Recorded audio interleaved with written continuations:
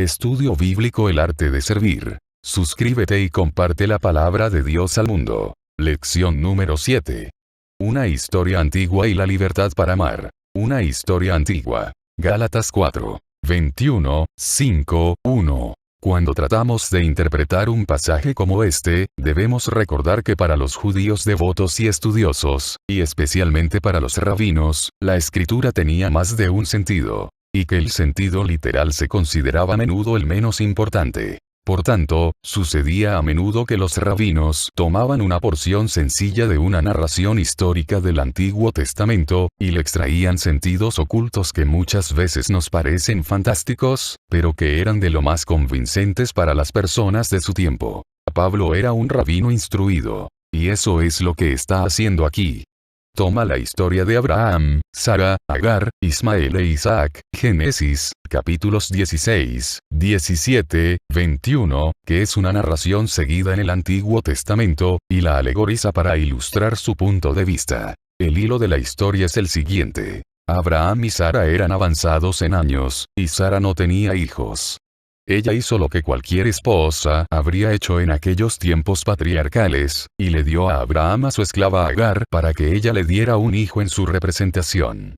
Agar tuvo un hijo varón, que se llamó Ismael. Mientras tanto, Dios se había revelado a Sara, y le había prometido que tendría un hijo, lo cual era tan difícil de creer que les pareció imposible a Abraham y a Sara. Pero a su debido tiempo nació Isaac, es decir, Ismael nació como resultado de la unión carnal entre un hombre y una mujer, mientras que Isaac nació porque Dios lo prometió. Y Sara era una mujer libre, mientras que Agar era una esclava. Desde el principio, Agar se mostró inclinada a tenerse por superior a Sara, porque la esterilidad era una lacra vergonzosa para una mujer. Por eso había un ambiente cargado de problemas en la familia. Más tarde, Sara encontró a Ismael burlándose de Isaac. Esto lo relaciona Pablo con la persecución de los cristianos por los judíos, e insistió en que se echara de la casa a Agar para que el hijo de la esclava no tuviera parte en la herencia con su hijo libre. Además, Arabia se consideraba una tierra de esclavos, donde vivían los descendientes de Agar.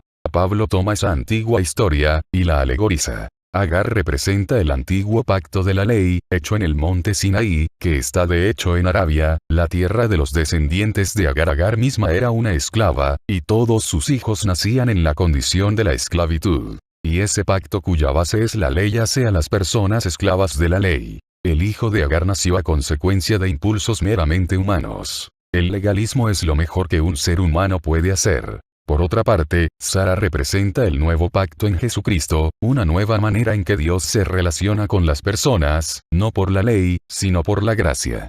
Su hijo nació libre, y, como resultado de la promesa de Dios, y todos sus descendientes deben de ser libres. Como el hijo de la joven esclava persiguió al hijo de la mujer libre, los hijos de la ley ahora persiguen a los hijos de la gracia y de la promesa. Pero, para Pablo, como al final se echó de casa al hijo de la esclava para que no tuviera parte en la herencia, así al final los que son legalistas serán excluidos por Dios, y no tendrán parte en la herencia de la gracia. Aunque todo esto nos parezca muy extraño, encierra una gran verdad.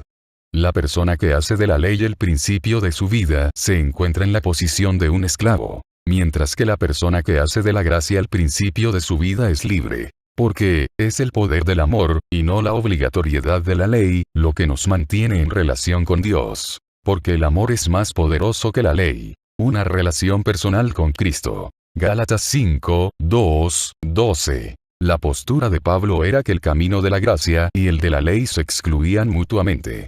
El camino de la ley hace que la salvación dependa exclusivamente del esfuerzo humano. El que toma el camino de la gracia simplemente se abandona incondicionalmente a la misericordia de Dios. Pablo pasa a exponer que si uno acepta la circuncisión, que es una parte de la ley, lógicamente tiene que aceptar toda la ley. Así demostraba Pablo que, si un hombre se circuncidaba, adquiría el compromiso de cumplir toda la ley a la que la circuncisión era la entrada. Y, si aceptaba ese camino, le había vuelto la espalda al camino de la gracia, haciendo inútil la muerte de Jesús para Pablo. Lo único que importaba era la fe que actúa por medio del amor. Esa es sencillamente otra manera de decir que la esencia del cristianismo no es la ley, sino una relación personal con Jesucristo. La fe cristiana no se basa en un libro, sino en una persona. Su dinámica no es la obediencia a ninguna ley, sino el amor a Jesucristo. Antes, los gálatas habían sabido eso. Pero ahora estaban volviendo a la ley. Un poco de levadura leuda toda la masa, decía Pablo. Para los judíos, la levadura representaba casi siempre una mala influencia. Lo que Pablo quiere decir es que ese movimiento legalista podía llegar a dañar a toda la iglesia en Galacia, si no se les advertía sobre él. Pablo acaba con un dicho muy atrevido. Galacia estaba cerca de Frigia, y el gran culto de esa parte del mundo era el de la diosa Cibeles. Los sacerdotes y los adoradores realmente devotos de Cibeles tenían la costumbre de mutilarse mediante la castración. Pablo insinúa: si seguís por el camino que empieza en la circuncisión, bien podéis acabar castrándoos como esos sacerdotes paganos. Parece ser una afirmación algo desafortunada, pero que sería bien entendida por los lectores de aquel tiempo en Galacia. Y nos muestra la importancia que Pablo daba a estos hechos, porque para él, acertadamente, estaba en juego la validez de la obra de Jesús y la existencia misma de la iglesia. Cuando defendemos la verdad del Evangelio, no podemos andar con rodeos y medias tintas. Así lo entendía Pablo. Libertad para amar verdaderamente. Gálatas 5, 13, 15. En este párrafo, la carta de Pablo cambia de énfasis hasta este punto: ha sido teológica. Ahora pasa a ser intensamente ética. Pablo tenía una mentalidad característicamente práctica. Hasta cuando ha estado escalando las cimas más elevadas del pensamiento, siempre termina sus cartas con una nota práctica. Para él, la teología no servía para nada a menos que pudiera vivirse.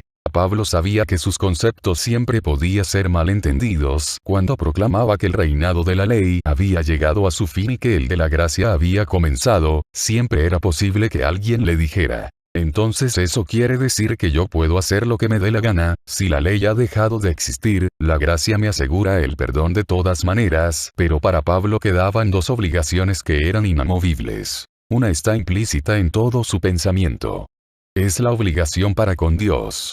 Si Dios nos amó hasta tal punto, entonces yo no puedo ensuciar ni malgastar una vida por la que Dios pagó con la vida de su Hijo. También está la obligación para con nuestros semejantes. Somos libres, pero nuestra libertad nos impulsa a amar al prójimo como a nosotros mismos, inspirados en el amor de Dios. La libertad que no nos lleva al amor no es libertad, porque está presa del egoísmo, la soberbia y el odio. Anhelamos vivir en democracia, como el gobierno a cargo del pueblo, por el pueblo y para el pueblo, pero no erramos al creer que el cristianismo es la única democracia verdadera, porque en un Estado cristiano cada uno debe pensar tanto en su prójimo como en sí mismo. El cristiano no es una persona que ha llegado a ser libre para pecar, sino que, por la gracia de Dios, es libre para no pecar.